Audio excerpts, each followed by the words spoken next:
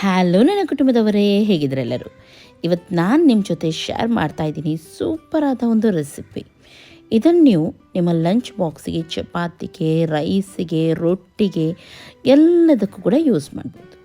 Frying PAN ತೊಗೊಳ್ಳಿ ಅಥವಾ ಕಡಾಯಿ ತೊಗೊಳ್ಳಿ, ಅದರಲ್ಲಿ ಸ್ವಲ್ಪ ಎಣ್ಣೆಯನ್ನು ಹಾಕಿ ಬಡಿಶೇಪ್ ಹಾಗೂ ಕಸೂರಿ ಮೇಥಿ ಎರಡನ್ನೂ ಕೂಡ ಹಾಕಿದ್ದೀನಿ. ಸ್ವಲ್ಪ ಫ್ರೈ ಆಗಿದೆ. ಇದಕ್ಕೆ 2 ನೀರುಳ್ಳಿಯನ್ನು ಸಣ್ಣದಾಗಿ ಹೆಚ್ಚಿ ಇಲ್ಲಿ ನಾನು ಹಾಕ್ತಾಯಿದ್ದೀನಿ. ನೀರುಳ್ಳಿಯಲ್ಲಿ ತುಂಬ ಕೆಂಪಾಗಲಿಕ್ಕಿಲ್ಲ, ಆದರೆ ಎಣ್ಣೆಯಲ್ಲಿ ಒಳ್ಳೆ ರೀತಿ ಫ್ರೈ ಆಗಲಿಕ್ಕುಂಟು. ಹಾಗೆ ಸ್ವಲ್ಪ ಹೊತ್ತು ಇದು ಫ್ರೈ ಆಗಿದ್ದೆ.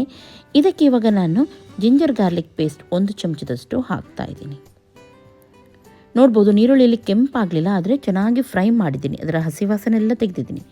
ಇವಾಗ ಈ ಟೈಮಲ್ಲಿ 1 ಚಮಚದಷ್ಟು ಚಿಲ್ಲಿ ಪೌಡರ್, 1 ಚಮಚದಷ್ಟು ಕೊತ್ತಂಬರಿ ಪೌಡರ್, ಕಾಲು ಚಮಚದಷ್ಟು ಜೀರಾ ಹಾಗೂ ಗರಂ ಮಸಾಲ ಪೌಡರ್ ಹಾಗೂ ಸ್ವಲ್ಪ ಅರಿಶಿನ ಪೌಡರ್ ಇಷ್ಟನ್ನು ಹಾಕಿ 1 ನಿಮಿಷ ಎಣ್ಣೆಯಲ್ಲಿ ಇದನ್ನು ಫ್ರೈ ಮಾಡಿ.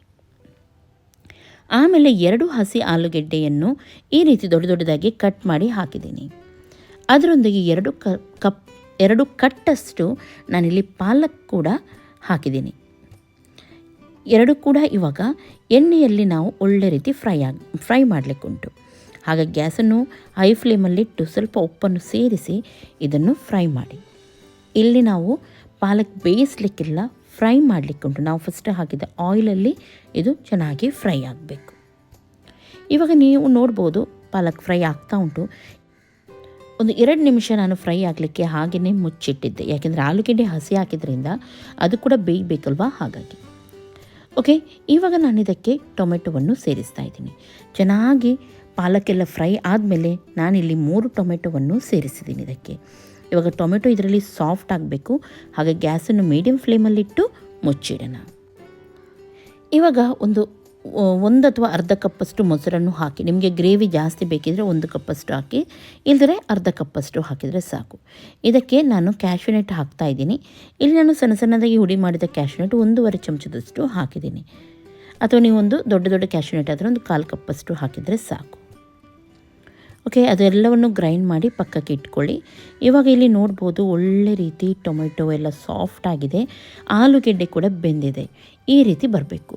ಇವಾಗ ನಾವು ಗ್ರೈಂಡ್ ಮಾಡಿದ ಮೊಸರೆಲ್ಲ ಇತ್ತು ನೋಡಿ, ಅದನ್ನು ಇದಕ್ಕೆ ಸೇರಿಸೋಣ. ಹಾಗೂ ಸ್ವಲ್ಪ ಬೇಕಿದ್ರೆ ತಿಕ್ಕಿಡ್ಬೋದು ನೀವು, ಅಥವಾ ಸ್ವಲ್ಪ ತೆಳು ಬೇಕಿದ್ರೆ ನೀರನ್ನು ನೀವು ಸೇರಿಸ್ಬೋದು.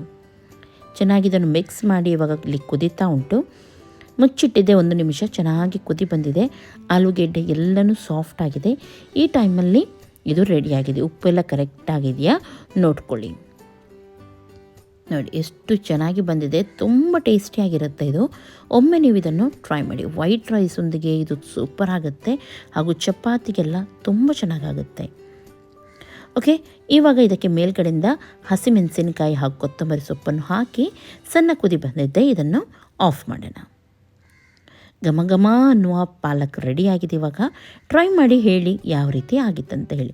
ಇಂಥದ್ದೇ ಸುಲಭ ಹಾಗೂ ಒಳ್ಳೊಳ್ಳೆ ರೆಸಿಪಿಗೋಸ್ಕರ ನನ್ನ ಚಾನಲನ್ನು ನೀವು ಫಾಲೋ ಮಾಡ್ತಾಯಿರಿ.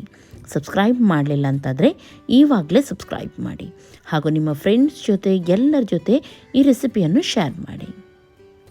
ನೋಡಿ ಎಷ್ಟು ಯಮ್ಮಿಯಾಗಿ ಕಾಣ್ತಾ ಉಂಟು, ನೋಡ್ಬೋದು. ಸೂಪರ್ ಆಗುತ್ತೆ, ಒಮ್ಮೆ ಟ್ರೈ ಮಾಡಿ. ಓಕೆ, ನಾಳೆ ಸಿಗ್ತೀನಿ ಒಳ್ಳೆ ರೆಸಿಪಿಯೊಂದಿಗೆ. ಅಷ್ಟರವರೆಗೂ ನಿಮಗೆಲ್ಲರಿಗೂ ಟೇಕ್ ಕೇರ್, ಬಾಯ್ ಬಾಯ್.